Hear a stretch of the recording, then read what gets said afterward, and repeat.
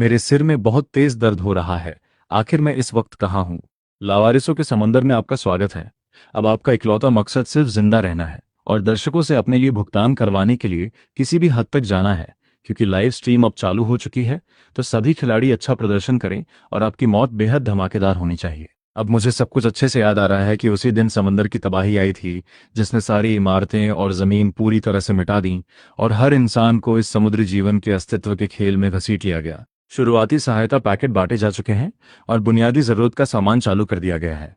पर ध्यान दें कि अब से आपकी रसद पूरी तरह से आपके खेल और दर्शकों से मिलने वाली बख्शीश पर निर्भर करेगी। क्षेत्रीय बातचीत का विकल्प अब खुल चुका है, जहां लोग चिल्ला रहे हैं कि कोई मेरी मदद करो क्योंकि मुझे तैरना नहीं आता, और प्रिय दर्शकों, कृपया मुझे कुछ खाने के लिए दे दो। मैं आपके लिए एक कुत्ते की तरह भौंकने को भी तैयार हूँ और आप जो कहेंगे वो करूँगा। Woof woof. तभी दूसरा कहता है कि होश में आओ बेवकूफ़, यह एक जीवन मरण का युद्ध है और अगर तुम कल दूसरों को नहीं लूटोगे तो तुम्हें पीने के लिए पेशाब भी नसीब नहीं होगा। अरे नहीं, अभी हवा बहुत तेज थी और मेरे बल वाले बेड़े पर मौजूद वह मोटा आदमी अचानक समंदर में गिर गया, इसलिए अब उसका सारा सामान मेरा हो गया है। खिलाड़ी डेविड को एक शानदार दुर्घटना को अंजाम देने के लिए बधाई दी जाती है और दर्शकों की तरफ से इनाम में एक खून की प्यासी तलवार भेजी गई है। अपनी पिछली जिंदगी में मैं हफ्ते के 6 दिन सुबह 9 से रात 9 बजे तक अपने मालिक के लिए एक गुलाम की तरह खटता था, और अब जब दुनिया खत्म हो चुकी है तब भी मुझे इन दर्शकों का मनोरंजन करने के लिए एक जोकर बनना पड़ रहा है। जहां लोग सामान कमाने के लिए एक दूसरे को मार रहे हैं, पर मुझे कोई परवाह नहीं है। मैं इस खेल से बाहर हूं, बस मुझे मर जाने दो ताकि सब खत्म हो सके। शांति से आराम करो। लेकिन क्या तुम सच में इतनी आसानी से मरना चाहते हो? हे, ऐसा सपना देखना छोड़ दो, क्योंकि लाइव स्ट्रीम को और मजेदार बनाने के लिए हम सभी खिलाड़ियों के लिए विशेष क्षमताओं के किरदार खोल रहे हैं। क्या क्षमताओं के स्तर एफ रैंक से लेकर एस रैंक तक फैले हुए हैं और पहिया घूमने लगा है। खिलाड़ी रायन की क्षमता का किरदार तय हो चुका है और आपको एफ रैंक की क्षमता मिली है, जिसका नाम है थका हुआ कॉरपोरेट गुलाम, और सलाह दी जाती है कि तुरंत खेल को दोबारा शुरू करें, क्योंकि इस क्रूर समुद्री दुनिया में आपका इकलौता मूल्य सिर्फ मछलियों का चारा बनना है। मुझ जैसे कचरे के लिए एफ रैंक की क्षमता बिल्कुल सही है। चेतावनी, दर्शक आपके इस रवैये से बेहद चिढ़ चुके हैं, इसलिए एक सजा का कार्ड भेजा जा रहा है जिससे जबरदस्ती आपके स्तर को और नीचे गिराया जा रहा है। पर यहाँ एक त्रुटि आती है, क्योंकि एफ रैंक पहले से ही सबसे निचला स्तर है। खिलाड़ी रायन को बधाई हो, क्योंकि आपने इस पूरे सर्वर की इकलौती बग स्तर वाली जादुई क्षमता को जगा लिया है, जिसका नाम है राफ्टस प्राइम। इस पूरे सर्वर में एकमात्र बग स्तर की क्षमता का जागना निश्चित रूप से सिस्टम की एक खराबी है। पर रुको, आखिर वह भला क्या है? राफ्टस प्राइम आपके हार मान लेने के रवैये के प्रति गहरी नफरत जाहिर करता है और वह आपकी तरफ एक प्यार का कोड़ा फेंकता है, जिससे वह बेड़ा अचानक जिंदा हो उठा। इन दिनों एक बेड़ा भी मुझसे ज्यादा कड़ी मेहनत करने की कोशिश कर रहा है और राफ्टस प्राइम अब खुद ब खुद मछली पकड़ने की प्रणाली को चालू करने की अनुमति मांग रहा है, जिसे स्वीकार किया जाता है। मैं मरने की कगार पर हूं और मुझे जबरदस्ती पूरी तरह से स्वचालित ओवरटाइम मोड में डाला जा रहा है। पर ऐसा सोचना छोड़ दो, क्योंकि मैं तो बस चुपचाप लेटा हुआ हूं। लेकिन रुको, यह मुझे मना करने का मौका तक नहीं दे रहा है। चलो ठीक है, जो करना है करो, तुम खुद ही मेहनत करते रहो और मुझे छोड़ दो। चलो जरा देखते हैं कि बाकी बेचारे लोगों का क्या हाल चल रहा है। जहां कोई कह रहा है कि मेरी मदद करो। मैंने 6 बार कांटा फेंका, पर सारे के सारे खाली निकले, जिससे मेरी 60 स्टैमिना पॉइंट्स खत्म हो गए, क्योंकि हर बार कांटा फेंकने पर 10 स्टैमिना पॉइंट्स जाते हैं। जबकि दूसरी तरफ मेरा बेड़ा पूरे समंदर की मछलियां पकड़कर उसे खत्म करने पर तुला है और मैंने अपना एक भी पॉइंट नहीं खोया है। तो यह होता है एक बग स्तर की क्षमता वाला किरदार, जिसके सामने पूंजीपति भी शर्मा जाएं। अब बहुत हुआ मेरे दोस्त, तुम्हारी यह खुद ब खुद मछली पकड़ने की तकनीक सच में बहुत शानदार है, पर मैं इस सारे कबाड़ का आखिर करूं क्या? तभी राफ्टस प्राइम तुम्हारी तरफ एक हिकारत भरी नजर डालता है और राफ्टस प्राइम सब कुछ निगल जाने की कला का इस्तेमाल करने की अनुमति मांग रहा है, जिसे स्वीकार किया जाता है। क्या तुम्हारे पास ऐसी कलाएं भी हैं? हाँ बिल्कुल। और राफेमस प्राइम अब दूसरे स्तर के जहाज में विकसित हो चुका है, जिससे खारे पानी को साफ करने का यंत्र खुल गया है। खारे पानी को साफ करने का यंत्र? रुको, तो क्या अब ये पीने लायक मीठा पानी है? यह तो सच में बिल्कुल साफ और मीठा पानी बन चुका है, और इस छन्नी के आ जाने से अब मेरे पास बुनियादी रूप से असीमित मीठा पानी आ गया है। हा। उधर कोई कह रहा है कि मैंने बस एक कुत्ते की तरह आवाज निकाली और दर्शकों ने मुझे इनाम में पूरे 1 लीटर साफ पानी की बोतल दे दी। तो कोई गिड़गिड़ा रहा है कि अरे बड़े भाई, मुझे भी एक घूंट दे दो, मैं तुम्हें अपना पापा कहूंगा, क्योंकि यही असली रुतबा होता है। ईर्ष्या, जलन और नफरत से भरे लोग कह रहे हैं कि भला कोई इसे मुफ्त में क्यों बांटेगा, इसका सामान से सौदा करो, क्योंकि इस वक्त मीठा पानी सबसे दुर्लभ संसाधन है। इसलिए 50 मिलीलीटर पानी के बदले कोई भी हथियार या खाना दो, और जो भी इच्छुक हैं वो मुझे सीधा संदेश भेजें। मीठा पानी सबसे दुर्लभ संसाधन है। मेरे पास तो इतना पानी है कि मैं पूरा मंदिर का सिस्टम ही डुबा दूँ, इसलिए मैंने किसी भी सामान के बदले मीठा पानी देने की सूची डाल दी है। यहाँ तक कि कबाड़ लकड़ी भी चलेगी। बड़े भाई, क्या तुम सच में कबाड़ लकड़ी के बदले पानी दोगे? हाँ बिल्कुल भाई। क्या तुम इसके बदले एक मोटी मछली लोगे? मैं तुम्हारा यह एहसान मानूंगा तो क्या हमारा सौदा पक्का है? तभी कोई चिल्लाता है कि क्या तुम पागल हो गए हो? क्या तुम बाजार को पूरी तरह बर्बाद करने की कोशिश कर रहे हो? किसी कमाई का रास्ता काटना उनके माता पिता को मारने के बराबर होता है। तुम बस मेरा रास्ता देखो। मैं भी सोच रहा था कि आखिर कौन सा बेवकूफ बाजार का भाव गिरा रहा है, पर पता चला कि वह तुम हो रहा है। क्या तुम्हें मीठे पानी का कोई पक्का जरिया मिल गया है? तो थोड़ा पानी मुझे मुफ्त में दे दो, और एक बार जब हम वापस जमीन पर पहुंचेंगे तो मैं तुम्हें अपनी कंपनी का उप प्रबंधक बना दूंगा। मिस्टर वॉल्टर, इस कड़कती धूप में भी आपके दिमाग का पानी अभी तक सूखा नहीं है, क्योंकि सारी जमीन तो अब खत्म हो चुकी है। फिर भला किस कंपनी के उप प्रबंधक की बात कर रहे हो? क्या तुम मुझे वेतन में समंदर की घास देने वाले हो? तभी सिस्टम से आवाज आती है कि धीमी और बार बार होने वाली मेहनत का पता चला है, इसलिए खुद ब खुद व्यापार करने की प्रणाली चालू की जाती है। अरे ये तो सच में बहुत बढ़िया है। क्या तुम इतने ज्यादा उत्साहित हो? ठीक है, आगे बढ़ो और इसे पूरी तरह निकल जाओ। विश्लेषण पूरा हो चुका है और राफ्ट्स प्राइम के विशेष विकास के रास्ते की गणना की जा रही है, पर इसके लिए समंदर के एक राक्षस का दिल चाहिए होगा। समंदर के राक्षस का दिल? आखिर वह क्या चीज है? तभी रात का अंधेरा छा जाता है और समंदर के शांत जीवों की जंजीरें अब खुल जाएंगी। इसलिए सभी खिलाड़ियों को उनकी किस्मत मुबारक हो। अरे नहीं, अब तो मेरा मरना बिल्कुल तय है। पर तभी राफ्ट्स प्राइम समंदर के राक्षसों का पता लगा लेता है और उसका आक्रामक मोड चालू हो जाता है, जहां राफेमस प्राइम सब कुछ निगल जाने की कला का इस्तेमाल करने की अनुमति मांग रहा है, जिसे स्वीकार किया जाता है। क्या तुम उस बला को भी खा सकते हो? बिल्कुल स्वीकार है, स्वीकार है। और राफ्टस प्राइम ने समंदर के राक्षस के दिल को सफलतापूर्वक निगल लिया है, जिससे उसका विशेष विकास का रास्ता पूरा हो चुका है और वह तीसरे स्तर के जहाज में तब्दील हो गया है, जहां अगले ही पल उसका विकास शुरू हो जाता है, जो कि सच में बेहद अद्भुत था। और मैं कहता हूं कि मुझे तुमसे प्यार है राफ्टी। तभी कोई कहता है कि यह बंदा अभी तक जिंदा है, यह तो बड़ी दिलचस्प बात है। हे खिलाड़ी रैन को बहुत बहुत बधाई हो, क्योंकि दर्शकों की तरफ से इनाम में एक ऊर्जा संचालित कोर मॉड्यूल भेजा गया है। तो क्या यह दर्शकों की तरफ से मिलने वाला इनाम है? पर यह देखने में इस दुनिया की कोई चीज नहीं लगती है। आखिर ये दर्शक असल में है कौन?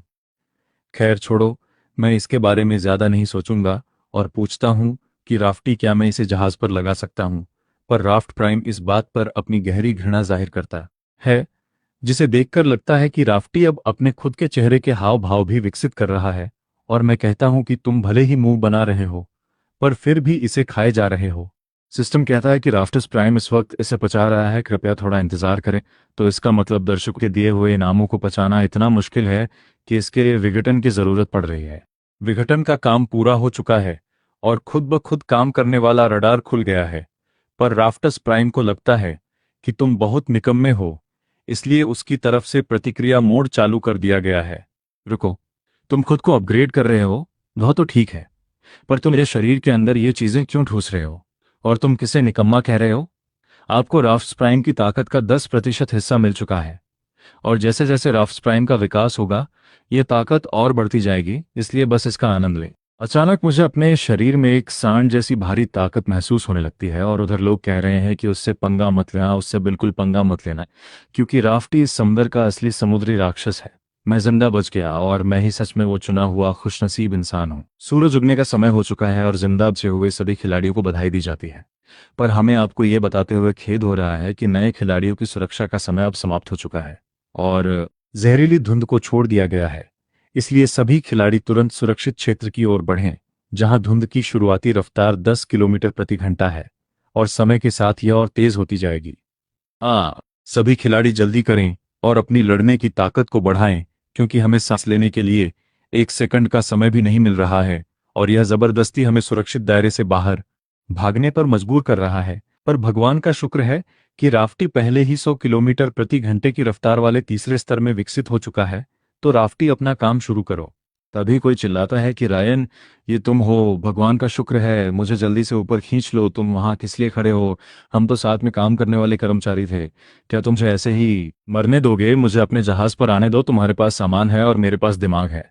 मैं बाजार पर कब्जा करने में तुम्हारी मदद करूंगा और तुम्हें सबसे बड़ा उद्योगपति बना दूंगा। मैं कहता हूं कि मिस्टर वॉल्टर, मेरा जहाज ऐसे निकम्मे लोगों को बिल्कुल नहीं बिठाता जो सिर्फ झूठे वादे करना जानते हैं। अपनी ऊर्जा बचाओ और जाकर समंदर के साथ ही अपने काम के लक्ष्यों का स्वाद करो। वह गुस्से में चिल्लाता है कि रायन, तुम नीच इंसान, तुम्हारी मुझे इस तरह दुत्कारने की हिम्मत कैसे हुई। दर्शक आपकी इस शानदार फरारी से बेहद खुश है और उच्च स्तर के सामान का हवाई डिब्बा नीचे गिराया गया है, जो कि बुरी किस्मत नहीं है और ये हमसे ज्यादा दूर भी नहीं है। तो राफ्टी, चलो चलकर इस महफिल का हिस्सा बनते हैं जहां लोग चिल्ला रहे हैं कि रेक्स, तुम अकेले उस सामान के डिब्बे को नहीं खा सकते और न ही तुम उसकी रक्षा कर पाओगे, इसलिए इसे हमारे हवाले कर दो और हमारे आपसी सहायता संगठन में शामिल हो जाओ तथा अपने सारे संसाधन हर किसी के साथ बांटो। और हाँ, तुम्हारी इन गठीली मांसपेशियों के साथ अगर तुम हमारे लिए नाव चलाओगे तो हम बहुत तेजी से आगे बढ़ पाएंगे। पर रेक्स चिल्लाता है कि धिक्कार है तुम पाखंडी इंसानों, अपनी बकवास बंद करो। संसाधन बांटने के नाम पर तुम लोग बस अपने बेड़े को अपग्रेड करना चाहते हो और तुम मेरे दम पर अपना जहाज बड़ा करना चाहते हो। क्या तुम्हें लगता है कि मैं बेवकूफ हूं? अगर लड़ना ही है तो फिर आ जाओ मैदान में। क्या तुम हमसे इस समंदर के ऊपर लड़ना चाहते हो? शायद तुम ये नहीं जानते कि मैं इस संगठन का मुखिया क्यों हूं। क्योंकि मेरे पास बी रैंक की समूह वाली क्षमता है जिसका नाम है गहरे समंदर का आक्रामक रूप, जिसे अब चालू किया जाता है। और इसे पकड़ो। क्या मैं रेक्स सच में आज इन हारे हुए ललू पंजू लोगों के हाथों मारा जाऊंगा? हैं? आखिर ये कैसी आवाज है? तभी सिस्टम कहता है कि भारी मात्रा में दुर्लभ सामान का पता चला है जिसे निगला जा रहा है। वह चिल्लाता है कि यह बंदा किस चीज का ढोंग कर रहा है। जहाज के विकसित होने का एक निश्चित समय होता है, इसे अभी मार डालो और इस पूरे जहाज का सामान और हथियार हमारे हो जाएंगे। तो इसे पकड़ो। अत्यधिक दुश्मनी का पता चला है और खुद ब खुद रक्षा करने की प्रणाली चालू की जाती है। उधर कोई कहता है कि मियाँ, तुम ये क्या कर रही हो? एक तरफ हट जाओ, क्योंकि तुम जैसे हारे हुए इंसान के पीछे चलने का मतलब सिर्फ मौत है। और वह लड़की कहती है कि मालिक, आप सच में बहुत कमाल के हैं। मैं ज्यादा खाना नहीं खाती, पर मैं बहुत सारे काम कर सकती हूँ।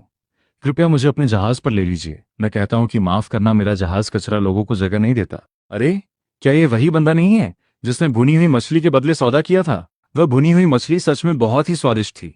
भाई, मेरे जहाज को अभी भी एक सुरक्षा गार्ड की जरूरत है। क्या तुम इसमें रुचि रखते हो? वह कहता है कि बिल्कुल, और मुझे लगता है कि आज मेरी किस्मत में मरना नहीं लिखा था। वह लड़की गुस्से में कहती है कि तुमने एक निकम्मे आदमी को अपने जहाज पर रख लिया, पर मुझे नहीं रखा। क्या तुम खुद को एक मर्द कहते हो? मैं कहता हूं कि राफ्टी, तुम्हारे लिए एक और वक्त का खाना तैयार है, इसे मत भूलना। दूसरे स्तर का जहाज पूरी तरह तबाह करके निगल लिया गया है, जिससे भारी मात्रा में इमारत बनाने की सामग्री मिल चुकी है और बारबेक्यू रैक तथा बुनियादी पर्यावरण कक्ष खुल गया है। चौथे स्तर के जहाज में विकसित होने की जरूरी शर्तें पूरी हो चुकी हैं, पर इसके लिए एक बदले हुए रूप वाले समंदर के राक्षस के मुखिया का दिल चाहिए होगा। बदला हुआ समंदर का राक्षस मुखिया सुनने में काफी ताकतवर लगता है। मैं रेक्स से कहता हूं कि अपने कंधे का इलाज करो और वह कहता है कि आपका बहुत बहुत धन्यवाद, तथा आज से मैं रेक्स पूरी तरह से आपके हुक्म के अधीन हूं। पर मालिक, क्या आप उन लोगों का काम तमाम नहीं करने वाले? मैं कहता हूं कि वे ज्यादा दूर नहीं भाग सकते। उधर वे आपस में लड़ रहे हैं कि केन, यह सब तुम्हारी वजह से हुआ है। तुम एक चलती फिरती मुसीबत हो। तो दूसरा कहता है कि फिर तुम मुझसे क्या करवाना चाहते हो? तभी सिस्टम कहता है कि राफ्टस प्राइम ने चालक दल के बंधन की प्रणाली को खोल दिया है, जहां हर एक साथी को शामिल करने पर एक साथी का सुरक्षात्मक लाभ मिलेगा। खिलाड़ी रायन को बहुत बहुत बधाई हो, क्योंकि आपकी ताकत में 30, रक्षा में 30 और स्टैमिना में 20 पॉइंट्स की बढ़ोतरी हो चुकी है। अरे बाप रे, साथियों को शामिल करने से मेरी बुनियादी ताकत भी बढ़ रही है और मुझे अपने अंदर ताकत का एक जबरदस्त सैलाब महसूस हो रहा है। रेक्स कहता है कि अरे वाह मालिक, आपकी पकड़ की ऐसी ताकत को देखकर लगता है कि आप शायद खाली हाथों से भी समंदर के राक्षस से लड़ सकते हैं। मैं कहता हूं कि रुको रुको, मुझे मालिक मत कहो, मेरा नाम रायन है, तुम बस मुझे रायन कहकर बुलाओ। कहता है कि ठीक है रायन, मैं यहाँ मुफ्त में रहकर खाना नहीं खाऊंगा। तुम बस मुझे देखो कि मैं कैसे भाले से एक बड़ी मछली का शिकार करता हूँ। तुम्हारे लिए लाया हूँ और आओ मैं तुम्हें इनसे मिलवाता हूँ कि यह राफ्टी है, यानी आफ्ट्स प्राइम, जो हमारी टीम की असली रीढ़ की हड्डी है। वह कहता है कि अच्छा, तो मैं अब समझा कि यह तुम्हारी जादुई क्षमता है और मुझे सच में तुमसे बहुत जलन हो रही है, क्योंकि मेरी क्षमता ये रैंक की है जिसका नाम है गहरे समंदर की शारीरिक रचना का विशेषज्ञ। मैं कहता हूं कि रेक्स मुझे करके दिखाओ और वह कमाल का खाना बनाता है जिसे खाकर मैं कहता हूं कि दुनिया खत्म हो चुकी है, पर फिर भी मैं इतना लजीज खाना खा पा रहा हूं जिससे मेरी खुशी का ठिकाना नहीं है। और सुनो शेफ, आज से जहाज की रसोई की सारी सामग्री संभालने की जिम्मेदारी तुम्हारी है।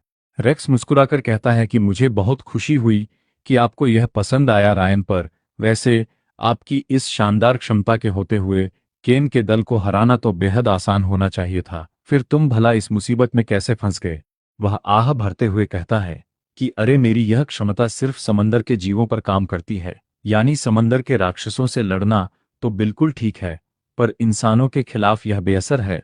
तो मैं हंसकर कहता हूँ कि अच्छा, तो तुम एक तरफा जंग के देवता हो, हा हा। तभी दूर से एक आवाज आती है कि वो सुनहरी पौराणिक कथाओं के भगवान जैसी क्षमता वाले मालिक, मुझे बचा लो, मेरे पास एक अंदरूनी रडार प्रणाली है, मैं बहुत काम आ सकती हूँ। रेक्स कहता है कि रायन देखो, वह तो एक छोटी लड़की है, क्या हमें उसे ऊपर खींच लेना चाहिए? क्योंकि इतनी छोटी लड़की को समंदर में मछलियों का चारा बनने के लिए फेंक देना इस खेल के बेहद बेरहम होने की निशानी है। मैं कहता हूँ कि जान तो आखिर जानती है, चलो पहले उसे ऊपर खींचते हैं। और राफ्टी अपना जाल नीचे गिराओ। बेड़े पर आते ही वह लड़की खाने पर टूट पड़ती है और कहती है कि इसकी खुशबू कितनी लाजवाब है, जिसे देखकर रेक्स कहता है कि मुझे लगा था कि वह हमें ठगने के लिए नाटक कर रही है, पर लगता है कि वह सिर्फ थकान की वजह से बेहोश हो गई थी। तभी सिस्टम से आवाज आती है कि एक और साथी शामिल हो चुका है, जिससे आपकी आत्मिक शक्ति में 30, समझने की क्षमता में 30 और किस्मत में 20 पॉइंट्स बढ़ चुके हैं। तो क्या आप किस्मत को बढ़ाने वाले लाभ भी मिलेंगे? मैं कहता हूं कि आराम से खाओ, और तुम्हारा नाम क्या है तथा तुम्हारी क्या कहानी है?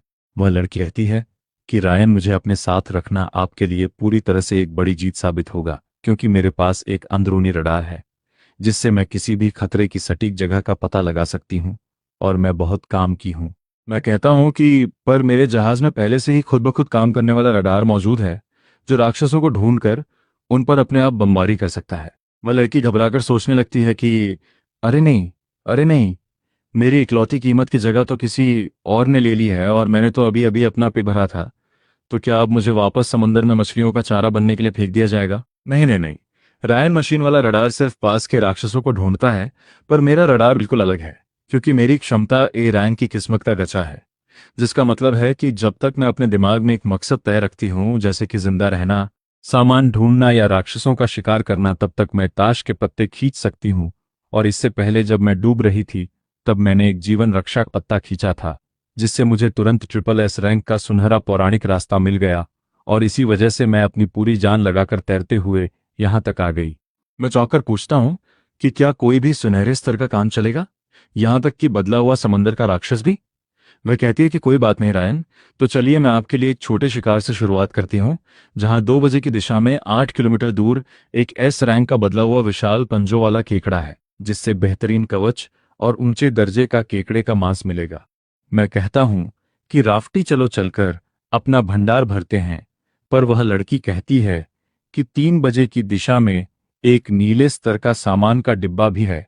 तो मैं कहता हूं कि मियाँ बैंगनी और नीले स्तर के राक्षस तो राफ्टी के लिए एक वार्म अप भी नहीं है, और यह सामग्री उसे अपग्रेड करने के लिए काफी नहीं है।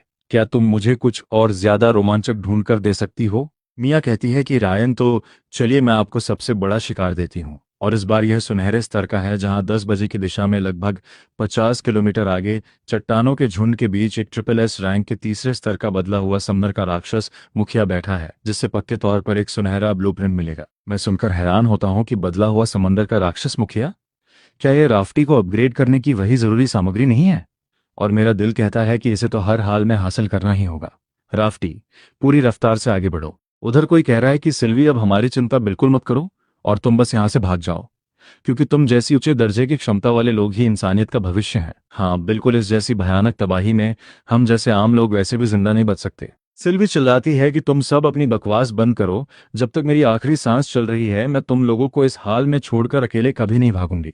तभी सिस्टम से आवाज आती है कि समंदर के बदले हुए रूप वाले राक्षस मुखिया को मारने के लिए बहुत बहुत बधाई हो, जिससे इनाम में एक SSS रैंक की खुद ब खुद चलने वाली तोप और पर्यावरण अनुकूल ग्रीनहाउस का ब्लूप्रिंट मिला है, तथा राफ्ट स्प्रैन के विशेष विकास की सारी शर्तें पूरी हो चुकी हैं, जिससे वह चौथे स्तर के जहाज में तब्दील हो चुका है। सिल्वी कहती है कि मदद के लिए आपका धन्यवाद। तो मैं कहता हूं कि अरे ये तो कुछ भी नहीं था, पर तुम्हारी लड़ने की कला सच में बहुत कमाल की है। क्यों ना तुम मेरे जहाज पर एक सुरक्षा गार्ड बनकर आ जाओ? वह कहती है कि मैं आपके जहाज पर आने के लिए तैयार हूं, पर मेरी एक शर्त है कि मैं इन सबको भी अपने साथ लाऊंगी, और अगर ऐसा नहीं हो सकता तो फिर इसे भूल जाइए। उसके साथी गिड़गिड़ाते हैं कि कृपया तुम इतनी जिद मत करो, तुम बहुत ताकतवर हो, पर हमारी वजह से तुम हर दिन पीछे छूट जाती हो, और अब हमारे बारे में सोचना बंद करो, क्योंकि इस माहौल में तो वैसे भी जिंदा न रहना ही बेहतर है। मैं उन्हें टोकते हुए कहता हूं कि बस करो, मेरे जहाज में अभी कुछ और लोगों के लिए भी जगह बची है, इसलिए कोई दिक्कत नहीं है। पर मेरी भी एक शर्त है। रेक्स चुटकी लेते हुए कहता है कि वाह, ये सुंदर महजबीन तो बड़ी कड़क मिजाज की है। क्या ऐसे लगता है कि रायन इसके ऊपर डोरे डालने की कोशिश कर रहा है? मैं कहता हूँ कि मेरा जहाज मुफ्तखोरों को खाना नहीं खिलाता। यहाँ बेड़े पर मौजूद हर एक इंसान को काम करना होगा, चाहे वो लड़ाई हो, खाना बनाना हो, साफ सफाई हो या फिर खेती करना हो, यानी जो भी तुम कर सकते हो। वह बूढ़ा आदमी उत्सुकता से कहता है कि क्या हम इस जहाज पर खेती कर सकते हैं? खेती करना तो मेरा सबसे पसंदीदा काम है, क्योंकि मेरी जादुई क्षमता ही हरियाली वाले अंगूठे की है, जिससे मैं कुछ भी बोता हूँ तो वह तुरंत उग जाता है। और मेरे पास अभी भी दो दुर्लभ किस्म के बीज बचे हुए हैं। मैं कहता हूँ कि तब तो इस जहाज का पर्यावरण कक्ष आज से पूरी तरह आपका हुआ। वह लड़की हैरान होकर कहती है कि है क्या? तो क्या आपको इससे कोई परेशानी है? वह बूढ़ा आदमी तुरंत कहता है कि नहीं, नहीं, कोई परेशानी नहीं है। रेक्स कहता है कि आप सभी का जहाज पर बहुत बहुत स्वागत है, और आप सब पहले अंदर चलिए। तथा रेक्स जरा मेडिकल किट लेकर आओ, पर सिल्वी कहती है कि रहने दीजिए, मैं इसे खुद ही कर लूंगी, और अभी अभी हमारा साथ न छोड़ने के लिए आपका बहुत बहुत धन्यवाद। वैसे ये तो बस एक छुआ सा घाव है। मैं कहता हूँ कि पहले सब लोग भरपेट खाना खाइए, क्योंकि काम करने के लिए शरीर में ताकत का होना बहुत जरूरी है। रेक्स सिल्वी को देखकर कहता है कि अरे सुंदर महजबीन, आप जितनी जबरदस्त लड़ाई करती हैं उतनी ही जबरदस्त आपकी भूख भी है। जिसे सुनकर सिल्वी कहती है कि मेरी सारी क्षमता पूरी तरह से सिर्फ लड़ाई में लगी हुई है, और मैंने पिछले 2 दिनों से एक दाना भी नहीं खाया है। मैं मुस्कुराकर कहता है कि तब तो तुम बिल्कुल सही जगह पर आई हो, क्योंकि आज के बाद से तुम इस जहाज पर कभी भूखी नहीं रहोगी, और तुम्हारा स्वागत है। तभी सिस्टम से आवाज आती है कि नए साथी शामिल हो चुके हैं, और खिलाड़ी रायन को बहुत बहुत बधाई हो, क्योंकि आपके सारे पॉइंट्स में पूरे 500 अंकों की भारी बढ़ोतरी की जाती है। मैं मन ही मन कहता हूं कि इस सुरक्षात्मक लाभ के मिलने का समय न तो 1 सेकंड पहले हुआ और न ही 1 सेकंड बाद में। तो राफ्टी, तुमने यह सब जानबूझकर किया है ना? सिल्वी मेरी तरफ देखकर कहती है कि रायन, इस वक्त तुम्हारे अंदर से आने वाली मारने की इच्छा थोड़ी ज्यादा भारी लगी है। मैं बस संभालते हुए कहता हूँ कि अरे कुछ भी नहीं है, कुछ भी नहीं है, बस मैं अभी तक इस अचानक आई भारी ताकत को पूरी तरह संभाल सीख नहीं पाया हूँ, इसलिए तुम ज्यादा मत सोचो।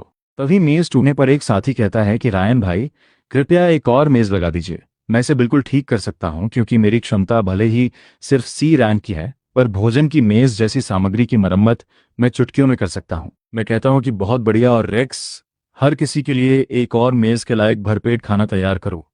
रेक्स हंसकर कहता है कि हाँ हाँ, ये काम बस आप मुझ पर छोड़ दीजिए। जब सबका पेट भर जाता है तो मैं कहता हूँ कि चलो, अब आप लोगों को आपके काम की जगह दिखा देता हूँ, और प्रोफेसर लॉक, आप मेरे साथ आइए। मैं उन्हें ले जाकर कहता हूँ कि ये पूरी तरह से खुद ब खुद काम करने वाला और मौसम के अनुकूल बिना मिट्टी की खेती करने वाला पर्यावरण है, जिसे देखकर प्रोफेसर लॉक की आंखें फटी की फटी रह जाती हैं। और वे कहते हैं कि इस महाविनाश के दौर में भी यहाँ खेती करने का ऐसा लाजवाब इंतजाम है, ये तो बिल्कुल एक सपने जैसा है। और आप इसे पूरी तरह मुझ पर छोड़ दीजिए, क्योंकि मैं पक्के तौर पर यह तय करूंगा कि यहाँ हर कोई सबसे बेहतरीन अनाज और ताजा फल खाए।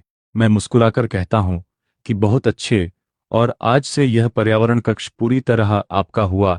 तथा उसके बाकी साथी भी कहते हैं कि हम सब भी आपकी मदद करेंगे, क्योंकि भले ही यह महाविनाश का दौर है, पर पहले की तरह एक गुलाम की तरह खटने के मुकाबले अभी की जिंदगी आधी भी बुरी नहीं है। तभी मिया चिल्लाती है कि रायन, हम लोग बस सुरक्षित क्षेत्र में प्रवेश करने वाले हैं, और आखिरकार अब हमें इस जहरीली धुंध से और नहीं भागना पड़ेगा। पर तभी रेक्स कहता है कि कोई मुसीबत आ गई है, यहाँ एक गंभीर स्थिति बन चुकी है। उधर सामने से कोई डाकू चिल्लाता है कि अरे ओ, अरे ओ, अरे ओ, सामने मौजूद लोहे के उस बड़े टुकड़े को अभी के अभी रोको, क्योंकि आज तो हम लोग मालामाल हो गए भाइयों। देखो, इसके पास एक ग्रीन हाउस और तोपें हैं, और इस बार हमारे हाथ एक बड़ा और तगड़ा इनाम लगा है। उसका एक साथी घबराकर कहता है कि बड़े मालिक, लोहे के उस बड़े टुकड़े के पास खुद ब खुद चलने वाली तोपें हैं, यह हमारे बस की बात नहीं है। वह डाकू हंसकर कहता है कि बेवकूफ, क्या तुम मेरी ए रैंक की जादुई क्षमता को भूल गए, जो कि इस समंदर के ऊपर चुंबकीय तूफान का साम्राज्य खड़ी करती है? यानी एक लोहे के जहाज के पास जितनी ज्यादा मारक क्षमता होगी, वह उतना ही ज्यादा मेरा होता जाएगा, और वे तोपें बहुत जल्द मेरी होने वाली हैं। वह आगे कहता है कि अरे बाप रे, क्या लाजवाब चीज है, और जहाज पर मौजूद लोगों, कान खोलकर सुनो।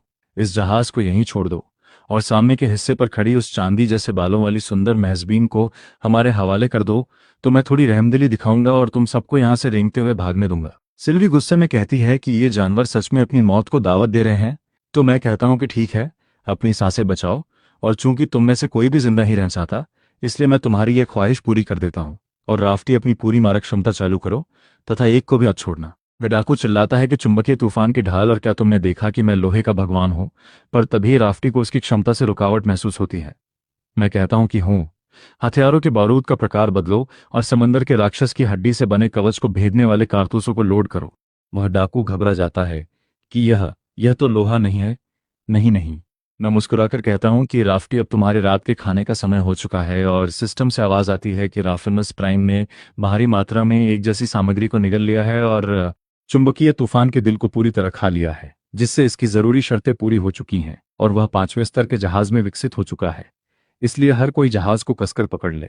मिया हैरान होकर कहती है कि वाह रायन, इस जहाज का डेक तो इतना बड़ा है कि इस पर आराम से साइकिल चलाई जा सकती है। रेक्स कहता है कि हाँ बिल्कुल, इस जहाज का रहने वाला इलाका तो मेरे उस घर से बहुत बड़ा है जिसमें मैं पहले रहा करता था। और इस ऊर्जा से भरी सुरक्षा कवच के आ जाने से यह जगह बुनियादी रूप से इस महाविनाश के दौर में एक पूर्ण सुरक्षित क्षेत्र बन चुकी है। प्रोफेसर लॉक कहते हैं कि हे भगवान, इस जहाज का डेक तो इतना ज्यादा स्थिर है कि हम इस पर एक प्रकार की मदद से सटीक रेखा चित्र बना सकते हैं। ये तो सच में एक चमत्कार है। तभी सिस्टम से गूंज आती है कि सुरक्षित क्षेत्र में सभी खिलाड़ियों का स्वागत है और यहाँ आप सभी को अपनी सांसें लेने के लिए एक छोटा सा पल मिलेगा। मिया चिल्लाती है कि वाह रायन, सिल्वी जरा उस बड़ी स्क्रीन को देखो जहां जहाजों की रैंकिंग की सूची दिखाई दे रही है और हमने अभी अभी पहले स्थान पर अपनी शुरुआत की है। पूरी दुनिया के खिलाड़ी ये देखकर हैरान रह जाते हैं कि क्या, एक 5वें स्तर का जहाज? मैंने तो अपने 3रे स्तर के जहाज को अपग्रेड करने के लिए जरूरी सामान जुटाने में ही अपनी कमर तुड़वा ली थी। ये पक्के तौर पर कोई हैक या धोखाधड़ी है और आज के बाद से अगर हम इस बंदे को कहीं भी देखेंगे तो इसके रास्ते से दूर ही रहेंगे। दूसरे लोग कहते हैं कि अरे, इसके तो 9 लाख से भी ज्यादा अंक हैं, जो कि दूसरे स्थान पर आने वाले से पूरे 10 गुना से भी ज्यादा है। ये तो बिल्कुल पागलपन है। कीन का एक साथी कहता है कि मालिक, उस जहाज पर तो भारी मात्रा में सामान लदा होगा। अगर हम किसी तरह उस पर कब्जा कर सकें। तो केन उसे थप्पड़ मारकर कहता है कि तुम क्या सोच रहे हो? एक 5वें स्तर के जहाज को लूटना चाहते हो? क्या तुम लोग मरना चाहते हो? और तुम सब कान खोलकर सुन लो कि अब से अगर तुम इस रायन नाम के बंदे से कहीं भी मिलो तो इसके रास्ते से चुपचाप दूर हो जाना। मैं शांति से कहता हूं कि सब लोग शांत रहो। यह तो बस एक सामान्य सी बात है और इसमें कोई बड़ी बात नहीं है, क्योंकि जब हमारा राफ्टी इतना ज्यादा ताकतवर है तो अगर हम पहले नंबर पर नहीं होंगे तो फिर भला कौन होगा? मिया हंसकर कहती है कि ये तो सच है और आखिरकार वह मेरी SSS रैंक की किस्मत का ही करिश्मा था जिसने मेरी जान बचाई। और बहुत बढ़िया, अब जब हम सुरक्षित क्षेत्र में आ चुके हैं तो अब हमें समुद्र के राक्षसों पर नजर रखने के लिए पूरी रात जागने की जरूरत नहीं है। रेक्स मायूस होकर कहता है कि अरे, क्या ये बात मुझे परेशान करने वाली नहीं है? क्योंकि इकलौता दुश्मन जिससे मैं असल में निपट सकता था वो तो सिर्फ समंदर के राक्षस ही थे। मैं मुस्कुराकर आसमान की तरफ देखता हूँ और सोचता हूँ कि भला किसने सोचा होगा कि मुझ जैसे एक थके हारे कॉर्पोरेट गुलाम का नाम एक दिन इस आसमान की रैंकिंग सूची में सबसे ऊपर होगा। ये तो सच में बिल्कुल अविश्वसनीय है।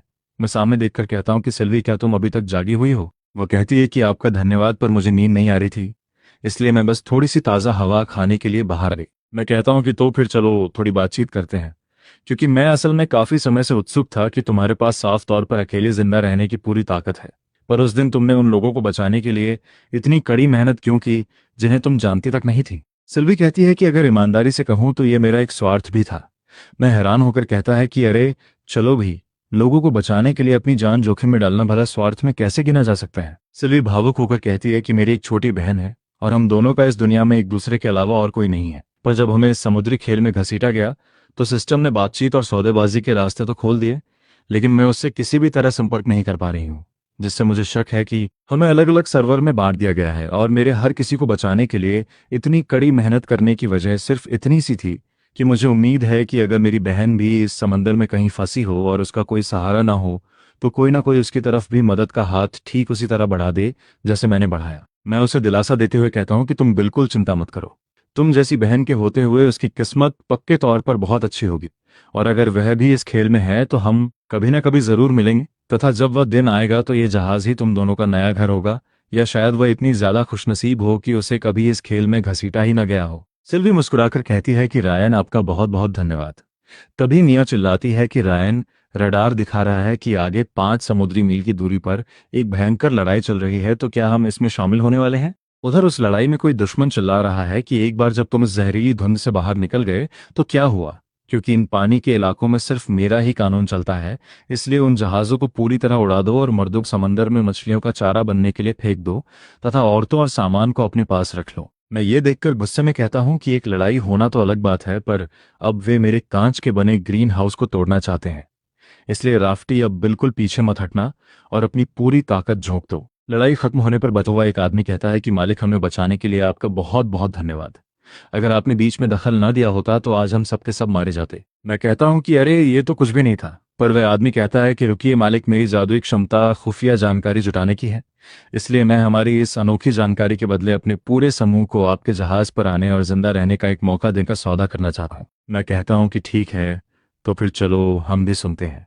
वह आदमी रहस्यमयी अंदाज में बताता है कि यह समंदर का महाविनाश असल में कोई जीवन रक्षा का खेल है ही नहीं, बल्कि यह तो उच्च आयामों के देवताओं द्वारा लिया जाने वाला एक चयन परीक्षण है। और आगे चलकर एक छिपा हुआ तीर्थयात्रियों का रास्ता सामने आएगा, जहां सिर्फ उसे पार करने वाले लोग ही असली चुने हुए बन पाएंगे। मैं सोचता हूँ कि यह तो सच में बड़ी दिलचस्प जानकारी है, और कहता हूँ कि सब लोग जहाज पर आ जाओ। तभी सिस्टम से आवाज आती है कि 7 नए साथी शामिल हो चुके हैं, और खिलाड़ी रायन को बहुत बहुत बधाई हो, क्योंकि आपकी सारी ताकत के पॉइंट्स बढ़ा दिए गए हैं। मैं चौंक कर मन ही मन सोचता हूं कि यह तो बड़ी अजीब बात है, क्योंकि अभी अभी 8 लोग ऊपर चढ़कर आए हैं, पर सिस्टम की तरफ से मिलने वाले ताकत के लाभ में सिर्फ 7 लोगों के जुड़ने की बात दिखाई दे रही है। मैं सबके सामने आकर कड़े शब्दों में कहता हूं कि मैं पहले ही एक बात पूरी तरह साफ कर देना चाहता हूं कि अगर इस जहाज पर चढ़ने वाले किसी भी इंसान के इरादे बुरे हुए, तो मैं वादा करता हूं कि उनका अंजाम पिछले जहाज़ों के लोगों से भी बदतर होगा। वे घबराकर कहते हैं कि नहीं नहीं, हमारी ऐसी हिम्मत बिल्कुल नहीं होगी, और कप्तान साहब आपका बहुत बहुत धन्यवाद हमें शरण देने के लिए। तो ये बंदा इस सर्वर में पहले नंबर पर है जिसे मैंने इतनी आसानी से बेवकूफ़ बना दिया, क्योंकि मेरी असल जादुई क्षमता खुफिया जानकारी जुटाना है ही नहीं, बल्कि मेरा असली हुनर तो पूरी तरह से भेष बदलना है। और एक बार जब मैं तुम्हें मार डालूंगा तो मैं तुम्हारी जगह ले लूंगा, जिससे ये सारे ऊंचे दर्जे के हथियार और सामान मेरे हो जाएंगे। ये भला कैसे संभव है? मैं हंसकर कहता हूं कि मैं तो दिन में ही सोच रहा था कि तुम 8 लोगों में से वह कौन सा बंदा था जिसे सिस्टम पहचान नहीं पाया था, और जो एक बग की तरह घुसा था, पर पता चला कि वह तुम हो जो एक टूटे हुए खंजर से मेरे पीछे चले आ रहे हो।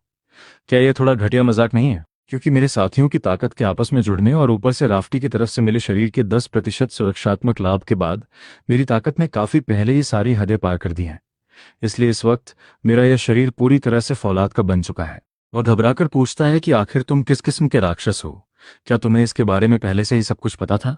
मैं कहता हूं कि राफ्टी, ये कचरा मेरे जहाज के डेक को गंदा कर रहा है, इसे यहां से बहुत दूर फेंक दो। उसके बाकी साथी डरकर रोने लगते हैं कि मालिक हमें माफ कर दीजिए, मालिक हमें माफ कर दीजिए, हम सच में नहीं जानते थे कि इसके इरादे इतने बुरे थे, हम सब बिल्कुल बेकसूर हैं। मैं कहता हूं कि सब लोग खड़े हो जाओ, मेरा जहाज मुफ्तखोरों को खाना नहीं खिलाता, पर मैं हमेशा हर उस इंसान का सम्मान करता हूं जो जिंदा रहने की चाह रखता है, और मुझे पूरा भरोसा है कि तुम लोग उस कचरे जैसे बिल्कुल नहीं हो। इसलिए जब तक तुम इस जहाज को अपना घर समझोगे, तब तक यहां तुम्हारे लिए हमेशा एक जगह हैगी। लेकिन इसके साथ ही अगर किसी के मन में कोई और ही खिचड़ी पकी, तो अभी अभी जो टूटता हुआ तारा तुमने देखा है, वही तुम्हारा भी अंजाम होगा। वे हाथ जोड़कर कहते हैं कि आपका बहुत बहुत धन्यवाद मिस्टर रायन, आपका बहुत बहुत धन्यवाद मिस्टर रायन। तभी रेक्स चिल्लाता है कि रात का खाना तैयार है, रात का खाना तैयार है। और हमारे नए भाइयों, बिल्कुल शर्माने की जरूरत नहीं है, क्योंकि हमारे ऊंचे दर्जे के ऊर्जा वाले चावल की खेती पूरी तरह सफल रही है, जिससे अब हम समुद्र के बीच भी चावल खा सकते हैं। मियाँ खुशी से झूम उठती है कि वाह चावल, मैं तो हर दिन भुनी हुई मछली खा खाकर थक चुकी थी और उल्टी करने वाली थी। रेक्स कहता है कि वाह चावल की खुशबू तो बहुत ही लाजवाब है। तभी सब चौंकते हैं कि यह कितना सुंदर है, पर बाहर यह ध्रुवीय ज्योति जैसी रोशनी क्यों चमक रही है? ध्रुवीय ज्योति? आखिर ये क्या माजरा है? तभी अचानक मुझे लगने लगता है कि यही तो वो जिंदगी है जो मैं हमेशा से जीना चाहता था, जहां समय पर काम खत्म करो, घर जाओ, चुपचाप लेटे रहो और कोई चिंता नहीं, बस एयर कंडीशनर और तला हुआ चिकन हो, पर रुको, ये तो हद से ज्यादा झूठा लग रहा है, क्योंकि मैं पहले एक कॉर्पोरेट गुलाम था और इस तले हुए चिकन का स्वाद तो हमारे रेक्स के हाथ के भुने हुए मांस जितना अच्छा भी नहीं है। और ठहरो, मुझे रेक्स, सिल्वी और मिया की याद आ रही है, क्योंकि ये महाविनाश का दौर भी इस झूठी और बनावटी आदर्श जिंदगी से कहीं ज्यादा मजेदार है। उधर रेक्स बड़बड़ा रहा है कि सबसे बड़ा खजाना और ऊंचे दर्जे का खाना, क्योंकि मैंने डबल एस का पत्ता खींचा है और ये सारे के सारे डबल एस है। प्रोफेसर लॉक हवा में हाथ हिला रहे हैं कि नोबेल पुरस्कार, आखिरकार किसी ने मेरे सिद्धांत को पहचान लिया है। आपका धन्यवाद। मेरी इस कल को पसंद करने के लिए आप सभी का धन्यवाद। सिल्वी रो रही है कि छोटी बहन, क्या ये सच में तुम हो? जाग जाओ, जाग जाओ, ये सब सिर्फ एक छलावा है। मियाँ कह रही है कि दीदी, आखिरकार मैंने तुम्हें ढूंढ ही लिया।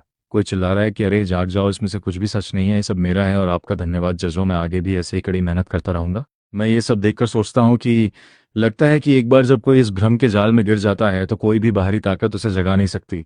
और ये बिल्कुल ठीक नहीं है, क्योंकि अगर ऐसा ही चलता रहा तो हम सब भारी मुसीबत में फंस जाएंगे। मैं मुड़कर देखता हूँ कि राफ्टी, क्या तुम ठीक हो? और भगवान का शुक्र है कि वह बिल्कुल ठीक है। तो इसका मतलब सामने दिखने वाली वह बला ही इस पूरे फसाद की जड़ है। इसलिए राफ्टी, चलो चलकर उसका काम तमाम करते हैं।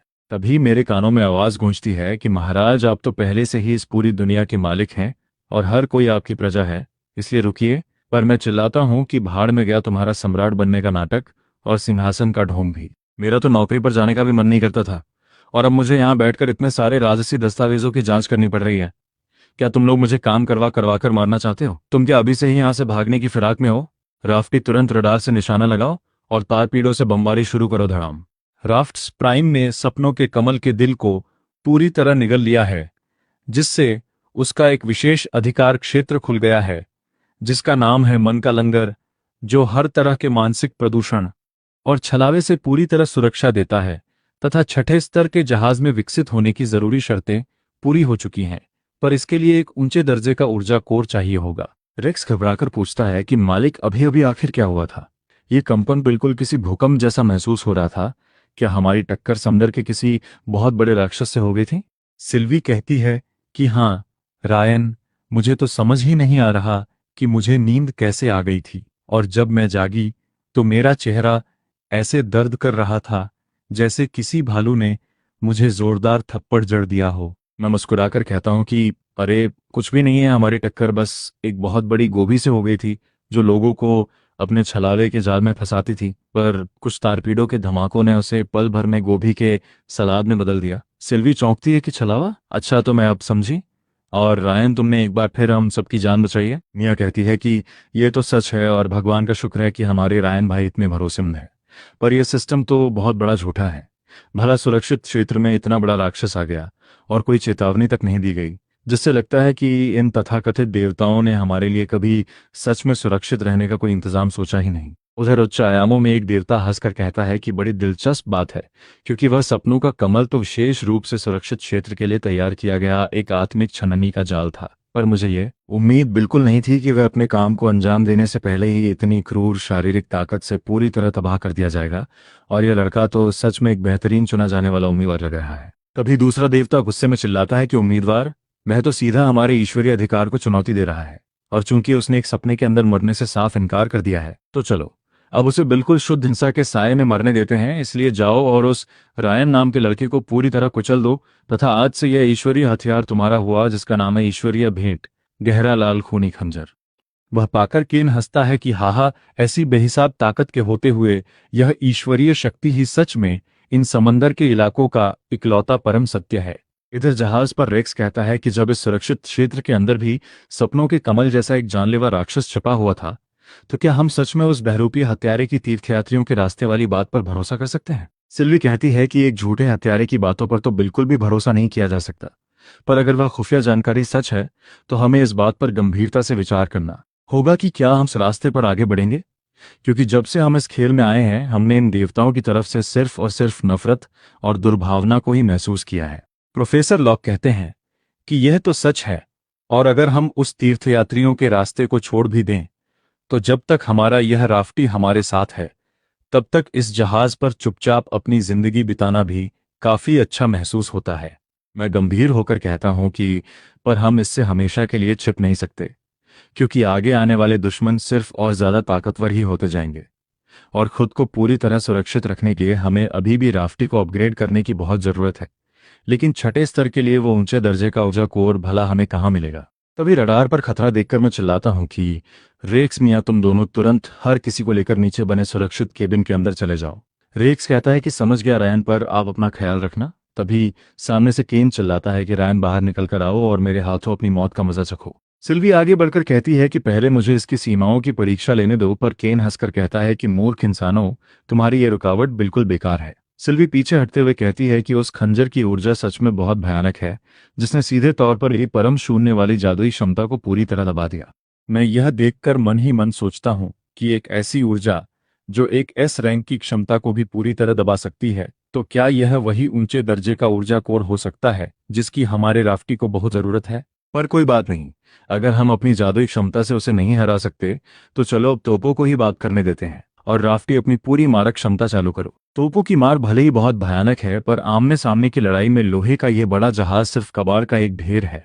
हाँ हाँ रायन, तुम्हारे इस कछुए जैसे कवच में दरारें आ चुकी हैं। और क्या तुमने देखा कि यह देवताओं की बेहिसाब ताकत का करिश्मा है? क्योंकि एक बार जब मैं जहाज पर चढ़ गया तो मैं ही वो भगवान हूं जो तुम्हारी जिंदगी और मौत का फैसला करेगा। मैं मुस्कुराकर कहता हूं कि मौत के बिल्कुल नजदीक होकर भी तुम अभी तक हंस पा रहे हो, तो जरा अंदाजा लगाओ कि जब मेरा जहाज इतना ज्यादा तेज है तो फिर मैं अभी यहां से भागा क्यों नहीं। तभी सिस्टम कहता है कि दुश्मन के जहाज पर चढ़ने का पता चला है और मन का लंगर नाम का विशेष अधिकार क्षेत्र सक्रिय हो चुका है। मैं कहता हूं कि है, मेरे दरवाजे पर खुद चलकर ईश्वरीय स्तर का ये कीमती सामान पहुंचाने के लिए आपका बहुत बहुत धन्यवाद मेरे दोस्त। और राफ्टी, अब तुम्हारे रात के खाने का समय हो चुका है। सिस्टम कहता है कि ऊंचे दर्जे के ऊर्जा कोर को पूरी तरह निगल लिया गया है, जिससे यह छठे स्तर के जहाज में तब्दील हो चुका है। कीन चीखता है कि मेरा खंजर, मेरा ईश्वरीय खंजर, तुमने आखिर मेरे साथ क्या किया? मैं कहता हूं कि उसे तो मेरे जहाज ने पूरी तरह खा लिया। वह घबराकर कहता है कि यह बिल्कुल असंभव है, वह तो साक्षात ईश्वरीय शक्ति थी, भला कबाड़ का एक जहाज उसे कैसे खा सकता है? उसे मुझे वापस करो। वह कांपते हुए कहता है कि यह बेहिसाब ताकत भला कैसे मुमकिन है? तुम्हारे पास तो कोई ईश्वरीय शक्ति नहीं है। मैं आगे बढ़कर कहता हूं कि तुम्हारी यह ताकत तो सिर्फ एक कुत्ते की हड्डी का टुकड़ा थी, जिसे उन तथाकथित देवताओं ने तुम्हारी तरफ उछाल दिया था। पर मैं और मेरा राफ्टी आपस में जुड़े हुए सच्चे साथी हैं, जो बिल्कुल एक ही हैं। इसलिए राफ्टी, अब इस पूरे डेक को साफ कर दो। चलो, अब मुसीबत पूरी तरह टल चुकी है और सब लोग बाहर आ जाओ। रेक्स बाहर आते ही कहता है कि हे भगवान, बाहर तोपों के उस भयंकर धमाके ने तो अभी मेरी जान ही सुखा दी थी। मिया चिल्लाती है कि अरे बाप रे, हमारा राफ्टी एक बार फिर से विकसित हो चुका है और इसका यह भारी कवच तो बुनियादी रूप से बिल्कुल अजेय है। दूसरे साथी कहते हैं कि इस महाविनाश के दौर में रायन भाई के साथ घूमना तो सच में एक बहुत बड़ा आशीर्वाद है, क्योंकि यह कोई जीवन रक्षा का खेल नहीं है, बल्कि लोहे के एक विशाल किले पर छुट्टियां मनाने जैसा है। मैं कहता हूं कि हाँ हाँ, बिल्कुल सही है, पर अब बहुत चापलूसी हो गई और हर कोई अपने अपने काम पर वापस लौट जाओ। उधर उच्च आयामों में एक देवता चिढ़कर कहता है कि धिक्कार है, ये तो सब बेकार हो गया। पर वैसे मुझे यह छोटा सा कीड़ा काफी दिलचस्प लग रहा है, यहां तक कि मैं इसे अपने चुने हुए के रूप में भी चुन सकता हूं। तो दूसरा देवता हंसकर कहता है कि ऐसा सपना देखना छोड़ दो, क्योंकि तीर्थयात्रियों का रास्ता बस खुलने ही वाला है, और अगर उसकी इस पर कदम रखने की हिम्मत हुई तो मैं ये पक्के तौर पर तय करूंगा कि वह न तो जिंदा रह सके और न ही मर सके। तभी सिस्टम की भारी गूंज आती है कि शुरुआती जांच को पार करने के लिए सभी खिलाड़ियों को बहुत बहुत बधाई हो, क्योंकि आप सभी ने जीवन रक्षा का बेहतरीन डेटा दिखाया है और अब आप सभी ने आधिकारिक तौर पर देवताओं के सामने हाजिर होने का अधिकार हासिल कर लिया है। खिलाड़ी चाहते हैं कि आखिर इसका क्या मतलब है, क्या हमने इस खेल को पूरी तरह पार कर लिया है? तभी सिस्टम चेतावनी देता है कि ध्यान दे, सुरक्षित क्षेत्र बहुत जल्द बंद होने वाला है और विनाशकारी धुंध अगले 10 मिनट में इस पूरे समुद्री क्षेत्र को ढक लेगी, जिससे यहां बचने वाले हर एक जीव का अस्तित्व पूरी तरह मिटा दिया जाएगा। वे घबरा जाते हैं कि क्या? सिस्टम कहता है कि जीवन रक्षा के रास्ते अब खोले जा चुके हैं, इसलिए तुरंत अपने रास्ते का चुनाव करें, जिसका नाम है तीर्थयात्रियों का रास्ता, और इस रास्ते पर आखिर तक कदम बढ़ाते हुए चलिए, तथा आप पाएंगे ईश्वरीय आशीर्वाद और परम दिव्य शक्ति। लेकिन दूसरा रास्ता है लावारिसों का मार्ग, जहां इस पाताल की गहराई में कदम रखते ही आप हमेशा के लिए देवताओं की कृपा खो देंगे और अंतहीन मायूसी तथा मौत आपको पूरी तरह निगल जाएगी। इसलिए उल्टी गिनती शुरू होती है और कृपया अपना चुनाव जल्दी करें। ये देखकर रेक्स कहता है कि एक सेकंड के लिए तो उसने मुझे डरा ही दिया था, पर चलो, सिस्टम ने हमें बाहर निकलने का एक रास्ता तो दिया है, तो क्या हमें सोचने की भी जरूरत है? साफ तौर पर हम तीर्थयात्रियों का रास्ता ही चुनेंगे। दूसरे साथी कहते हैं कि हाँ, बिल्कुल सही है। पर सिल्वी गंभीर होकर कहती है कि सिर्फ 10 मिनट के समय के साथ ये जीवन और मौत का चुनाव कोई बाहर निकलने का रास्ता नहीं है, बल्कि ये तो हमारे डर के साथ खेलकर हमारे दिमाग को घुटने टेकने पर मजबूर करने की चाल है। क्योंकि जब लोग जल्दबाजी में होते हैं तो उन्हें सिर्फ चारा ही दिखाई देता है, और कोई चीज जितनी ज्यादा जरूरी लगती है उसका जाल उतना ही घरा छिपा होता है। प्रोफेसर लॉक कहते हैं कि जब से हम इस खेल में आए हैं, हमने इन देवताओं की तरफ से कभी कोई भलाई महसूस नहीं की है, और अगर बाईं तरफ का रास्ता सच में मुक्ति की ओर ले जाता है, तो फिर इस दाहिने तरफ वाले मौत के जाल के रास्ते को रखने का भा क्या तुक था? शायद वह जगह जिसे देवता सबसे ज्यादा नापसंद करते हैं, वही वो इकलौती जगह है जहां उनके हाथ कभी पहुंच ही नहीं सकते। मैं कहता हूं कि हाँ, यह सुनने में बिल्कुल वैसा ही लगता है, क्योंकि अगर वे सच में हमारी मदद करना चाहते तो वे हमारे पीछे आने वाली इस जहरीली धुंध को रोक सकते थे। फिर भला इस करो या मरो वाले चुनाव के लिए मजबूर क्यों कर रहे हैं? इस रास्ते के विवरण को इतनी तरफदारी के साथ लिखा गया है जिससे साफ पता चलता है कि वे हमें एक ही तरफ मोड़ने की कोशिश कर रहे हैं। इसलिए चलो हम इसका बिल्कुल उल्टा करते हैं और हम दाहिनी तरफ का यानी लावारिसों की जमीन का रास्ता चुनते हैं। पर फिर मैं अचानक रुककर सोचता हूं कि लेकिन क्या होगा अगर हम जरूरत से ज्यादा सोच रहे हैं? क्या होगा अगर लावारिसों का मार्ग सच में बिल्कुल वैसा ही हुआ जैसा विवरण में लिखा है, यानी सिर्फ मौत और अंतहीन मायूसी? तो क्या मैं तुम सबको सीधे मौत के मुंह में नहीं धकेल दूंगा? सिल्वी आगे बढ़कर मेरा हाथ थामती है और कहती है कि रैन, तुम चाहे जो भी चुनो, मैं हमेशा तुम्हारे पीछे चलूंगी। मिया भी कहती है कि मैं भी, क्योंकि मेरी यह जिंदगी वैसे भी आपकी ही बचाई हुई है, इसलिए अपने दिल पर कोई बोझ मत रखो, और अगर हमारा चुनाव गलत भी हुआ तो हम बस अपनी यह जिंदगी वापस सौंप देंगे। रेक्स हंसकर कहता है कि हाँ मालिक, अगर हम आपसे न मिले होते तो बहुत पहले ही मर चुके होते, इसलिए हम चाहे जो भी रास्ता चुने हम पहले से ही फायदे में हैं। क्यों मालिक, बस जो करना है कर डालो। मैं एक गहरी सांस लेता हूं और कहता हूं कि एक तरफ आशीर्वाद बांटना और दूसरी तरफ अस्तित्व मिटाने का प्रोग्राम लगा देना सिर्फ एक सजा है, और यह कोई चमत्कार नहीं बल्कि उच्च आयामों की तरफ से की जाने वाली सरासर दादागिरी है। जहां पुरानी जिंदगी में मेरे पास कोई विकल्प नहीं था, पर अब कोई भी मेरे गले में गुलामी का पट्टा नहीं डाल सकता, और इस तरह के घटिया समझौते पर हस्ताक्षर करने से मैं साफ इनकार करता हूं। इसलिए राफ्टी, चलो चलकर उस जगह को तहस नहस करते हैं जिससे ये देवता भी नफरत करते हैं। तो तुम सबका क्या कहना है? चलो सब तय रहा और हम लावारिसों की जमीन का रास्ता चुनते हैं, इसलिए पूरी रफ्तार से आगे बढ़ो। जहाज के आगे बढ़ते ही रडार पूरी तरह से लाल बिंदुओं से भर जाता है और पूरा समंदर खतरनाक राक्षसों से घिर जाता है।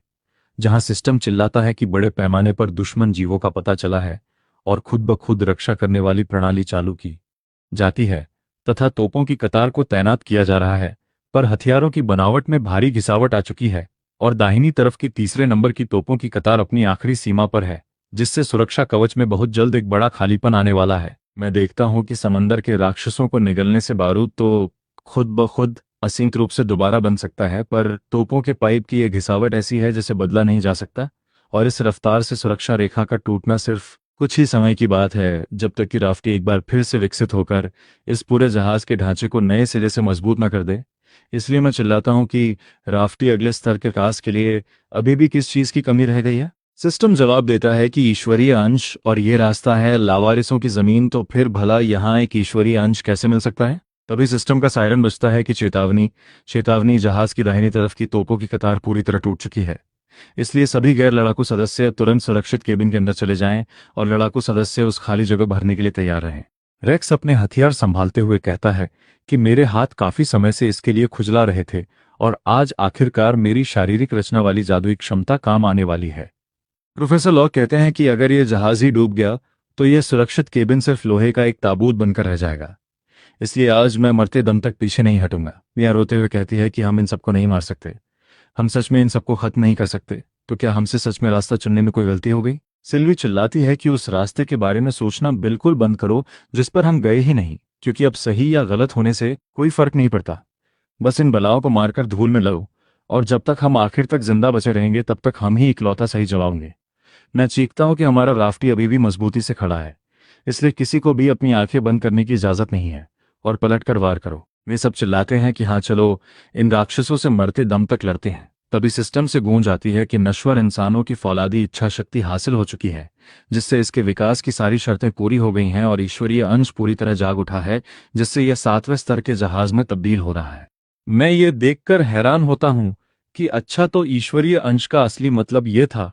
विकास का काम पूरा हो चुका है और इसका वर्तमान रूप एक अंतरिक्ष जहाज का महाकिला बन चुका है, जहां मैट्रिक्स ऊर्जा कवच, खुद ब खुद काम करने वाली लेजर रक्षा बुर्ज कतार, एंटी मैटर मुख्य तोप और कक्षीय प्रहार मॉड्यूल के साथ इच्छाशक्ति की भट्टी खुल चुकी है।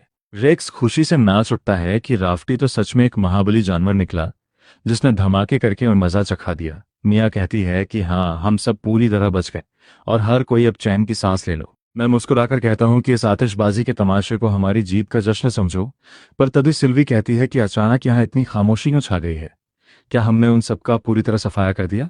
मिरार देखकर कहता हूं कि नहीं, बल्कि वे सब एक साथ हमारी तोपों की मारक सीमा से पीछे हट गए हैं, क्योंकि एक बहुत ही बेहिसाब ताकतवर जीव का पता चला है। मैं चिल्लाता हूं कि राफ्टी, सीधे अपने सबसे ताकतवर कक्षीय प्रहार का इस्तेमाल करो पर सिस्टम चेतावनी देता है कि इस हथियार का ऊर्जा स्तर हद से ज्यादा ऊंचा है, जिसके पूरे जहाज की ऊर्जा को लगान होगा। तो क्या आप स्वीकार करते हैं? और इस कक्षीय प्रहार के बाद पूरे जहाज के दिल को 1 मिनट के लिए पूरी तरह शांत रखना होगा। रेक्स आगे आकर कहता है कि रायन, तुम इसे चार्ज करो और हम बाकी के बूढ़े, कमजोर और घायल लोग एक सहायक नाव लेकर बाहर जाएंगे और इस राक्षस का ध्यान भटकाएंगे, क्योंकि मेरी क्षमता खतरे को अपनी तरफ मोड़ने की है और ये काम करेगी। मैं उसे डांटते हुए कहता हूं कि मैंने तुम लोगों को यह स्थिति इसलिए बताई थी ताकि हम सब मिलकर कोई योजना बना सकें, न कि इसलिए कि तुम लोग खुद को मौत के मुंह में चारे की तरह झोंक दो।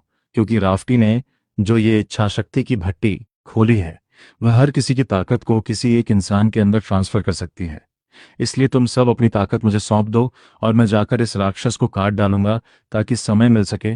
पर सिल्वी मुझे रोकते हुए कहती है कि रायन, तुम्हारी ताकत सिर्फ विनाश करने की है, जिसे वह राक्षस अपनी दोबारा जिंदा होने की क्षमता से पल भर में झेल जाएगा। पर हमें इस वक्त सिर्फ उसे रोकने की जरूरत है और उसके लिए मेरा यह बर्फीला साम्राज्य सबसे सही रहेगा। इसलिए मुझ पर भरोसा करो। मैं भारी मन से कहता हूं कि ठीक है, राफ्टी, इच्छा शक्ति की भट्टी को चालू करो और निशाना पक्का करो। सिल्वी की ताकत संभालते ही कक्षीय प्रहार की चार्जिंग शुरू हो जाती है और निशाना पक्का होते ही कक्षीय प्रहार पूरी तरह से तैयार हो जाता है। धमाका खत्म होने पर रेक्स पूछता है कि मेडिकल किट कहाँ है। प्रोफेसर लॉक कहते हैं कि यह तो बस ऊर्जा की भारी कमी की वजह से हुआ है और पूरा आराम करने से वह बिल्कुल ठीक हो जाएगी, इसलिए चिंता मत करो। कुछ समय बाद जब धूप निकलती है तो मिया कहती है कि आज सूरज की यह धूप कितनी गुनगुनी महसूस हो रही है और मैंने अपनी पूरी जिंदगी में पहली बार यह ध्यान दिया है कि सूरज आखिर कितना खूबसूरत होता है। सिल्वी आंखें खोलकर पूछती है कि रायन, क्या हमने सच में उस भयानक राक्षस को मार गिराया? मैं मुस्कुराकर कहता हूं कि हाँ, हमने उसे पूरी तरह ढेर कर दिया। मिया चिल्लाती है कि यह तो बहुत ही अद्भुत है और हमने खेल को पार कर लिया है जहां दुनिया का अधिकतम स्तर खुल चुका है। मैं एक थकी हुई सांस लेकर कहता हूं कि तो इसका मतलब ये खेल अभी खत्म नहीं हुआ है, पर कम से कम हम अभी आराम तो कर सकते हैं, क्योंकि मैं पूरी तरह से चूर हो चुका हूं। रेक्स हंसकर कहता है कि रायन, मुझे तो अब भुना हुआ झींगा खाना है। और मिया कहती है कि मैं भी इस खाने से दूर रहूंगी, बस मुझे थोड़ी देर के लिए सोने दो। मैं कहता हूं कि ठीक है, पहले हर कोई अच्छी तरह आराम कर लो। तभी अचानक आसमान से एक बेहद भारी और दिव्य गूंज सुनाई देती है कि मशीनों के देवता, कोमल रोशनी की देवी, पाताल के रक्षक और कई अन्य देवताओं ने तुम्हारी तरफ अपनी दोस्ती का हाथ बढ़ाया है, जो तुम्हें ऊपर बुलाकर अपना चुना हुआ नायक बनाने और अपनी तरफ से ईश्वरीय अधिकारों को संभालने का न्योता दे रहे हैं।